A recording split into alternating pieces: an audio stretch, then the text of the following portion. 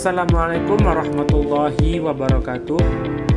Perkenalkan, saya Imam Syahputra dengan NIM 2410201035. Saya akan menjelaskan tentang konsep psikologi pendidikan.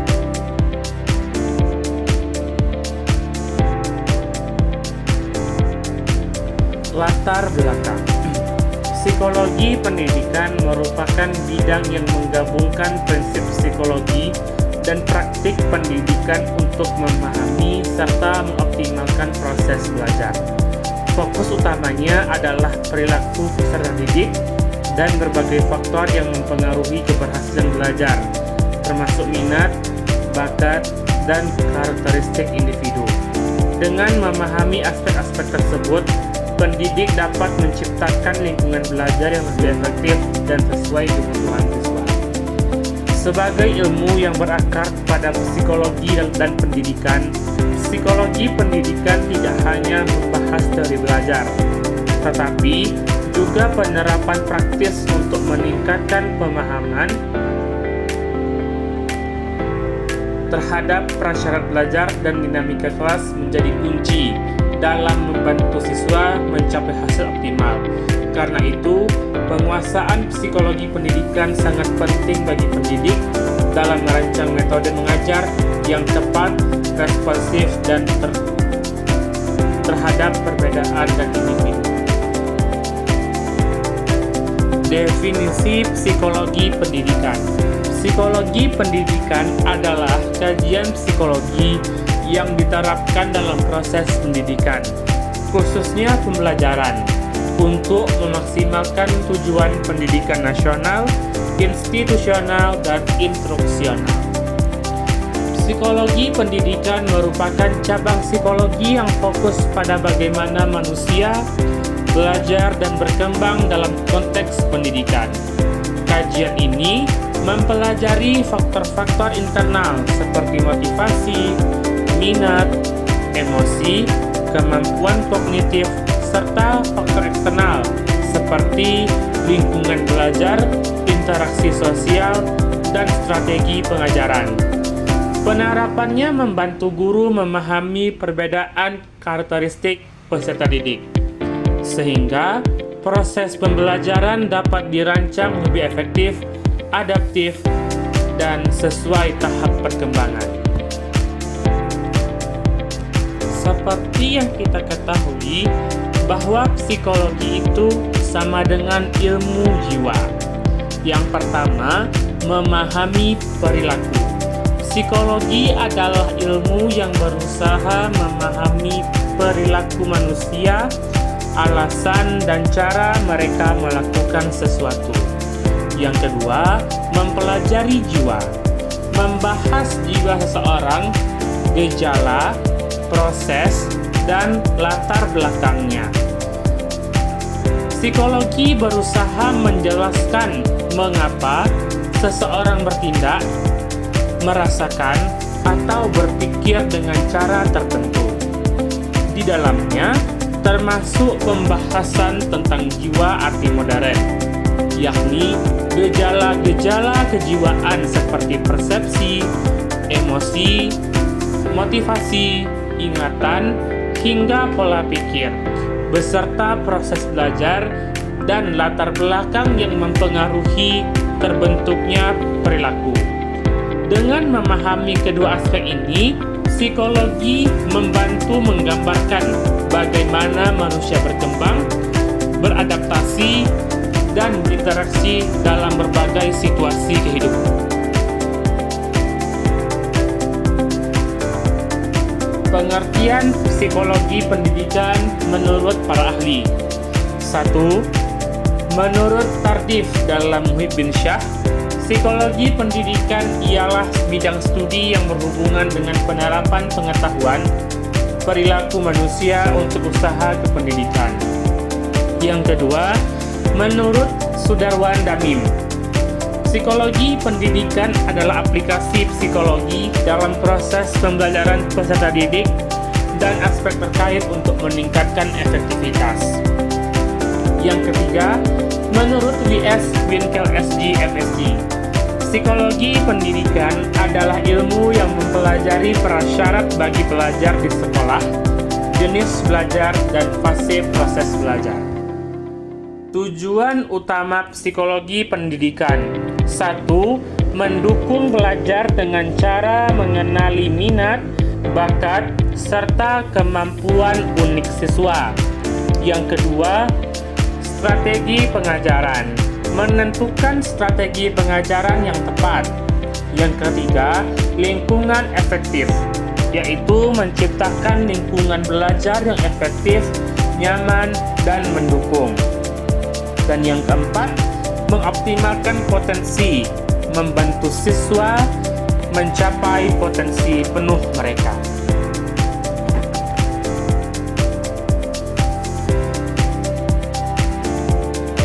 Fungsi psikologi pendidikan. Ada beberapa fungsi pendidikan menurut para ahli yang menarik untuk dieksplorasi lebih lanjut.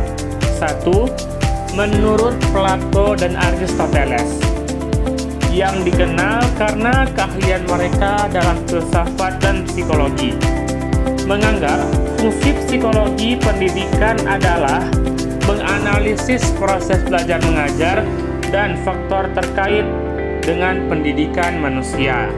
Yang kedua, menurut Witherington, menyatakan bahwa fungsi psikologi pendidikan adalah mempelajari secara sistematis proses dan faktor terkait pendidikan manusia. Yang ketiga, Barlow. Ia berpendapat bahwa psikologi pendidikan memiliki peran penting dalam analisis perkembangan kejiwaan peserta didik. Yang kelima, menurut Carl R. Rogers, ia mengatakan bahwa fungsi psikologi pendidikan adalah memahami dan mendorong perkembangan pribadi siswa, serta menciptakan lingkungan belajar yang mendukung dan memfasilitasi pertumbuhan mereka. Yang kelima, Brunner, dalam teori kognitif, ia mengatakan bahwa fungsi psikologi pendidikan adalah memahami bagaimana siswa memproses informasi, belajar, serta mengembangkan strategi pembelajaran yang sesuai dengan pemahaman mereka. Berikutnya, ruang lingkup psikologi pendidikan. Psikologi pendidikan mempelajari seluruh tingkah laku peserta didik dan pendidik dalam proses pendidikan yang berfokus pada masalah belajar dan pembelajaran. Yang pertama, tingkah laku peserta didik, yaitu berkaitan dengan proses belajar.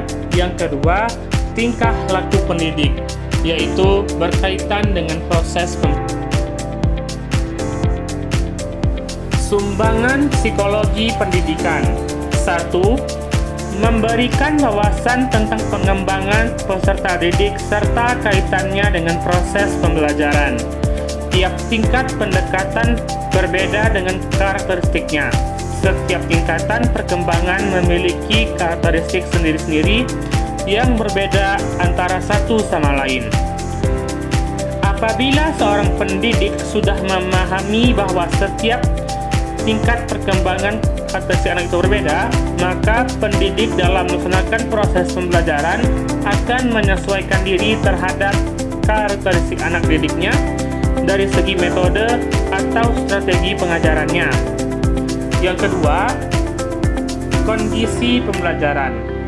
Psikologi pendidikan memberikan wawasan kepada pendidik mengenai proses pembelajaran yang memperhatikan kondisi peserta didik serta lingkungan belajar yang kondusif. Salah satu faktor sumber keberhasilan pendidik dalam pembelajaran adalah pendidik itu memahami atau mengerti tentang karakteristik anak didiknya.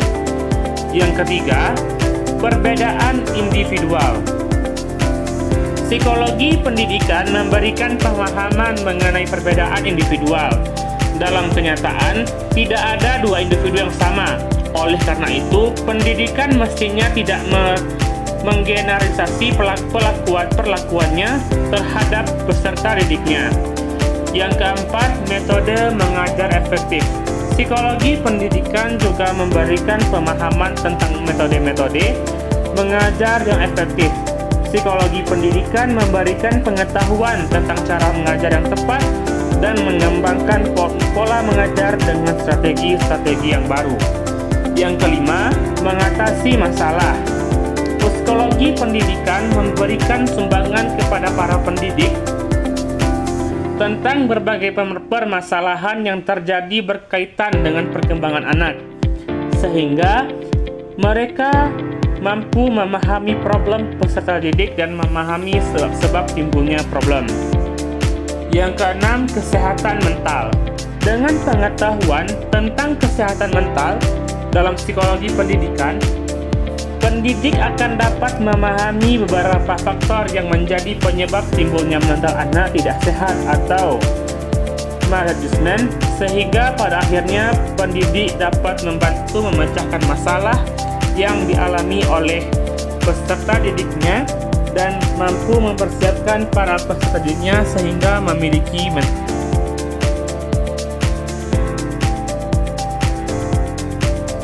Berikutnya, sumbangan dalam penyusunan kurikulum, yaitu memastikan kurikulum disusun sesuai dengan prinsip perkembangan psikologi siswa, karena pada tahap usia memiliki tingkat kematangan yang berbeda, sehingga materi dan strategi pembelajaran perlu disesuaikan.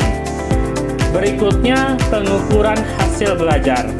Pengetahuan psikologi pendidikan membantu pendidik memahami hasil belajar, proses yang berlangsung di kelas, serta performa siswa secara lebih mendalam. Berikutnya ada riset.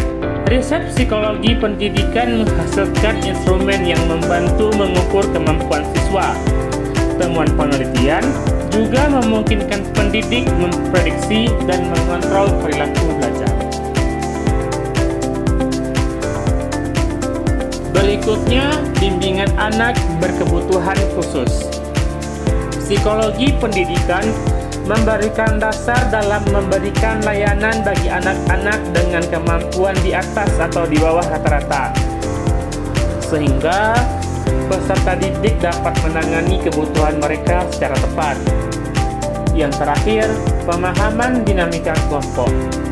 Membantu pendidik memahami interaksi dan dinamika kelompok dalam kelas, karena hubungan sosial antar siswa sangat mempengaruhi keberhasilan selama proses belajar berlangsung.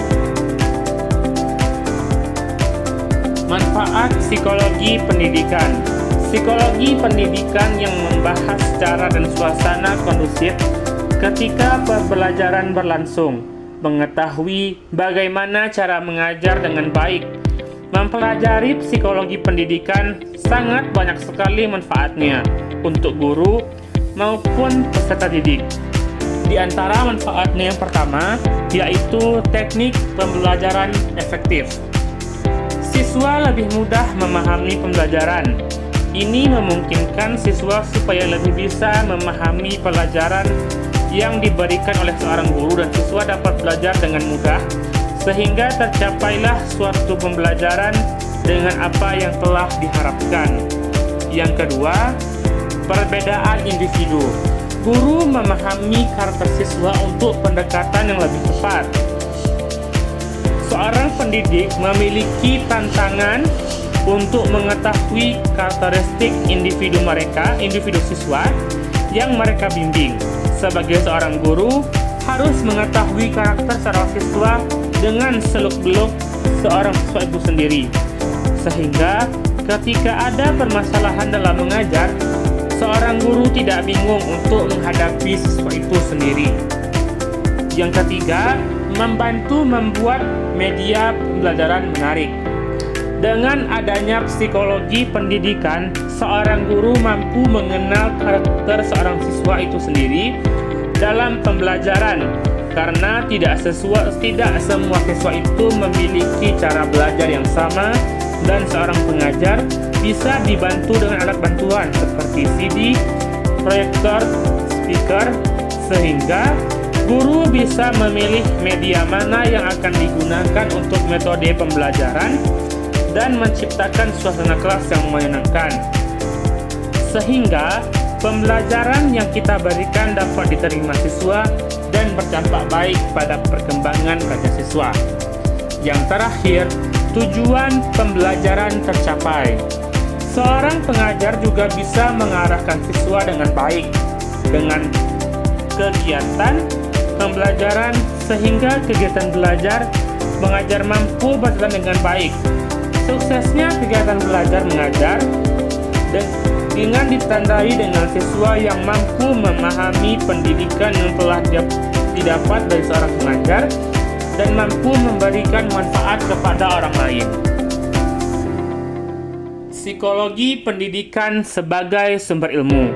Psikologi pendidikan adalah cabang ilmu yang berfokus pada perilaku individu dalam konteks pendidikan, memberikan landasan teoritis dan praktis. Yang pertama, landasan teoritis.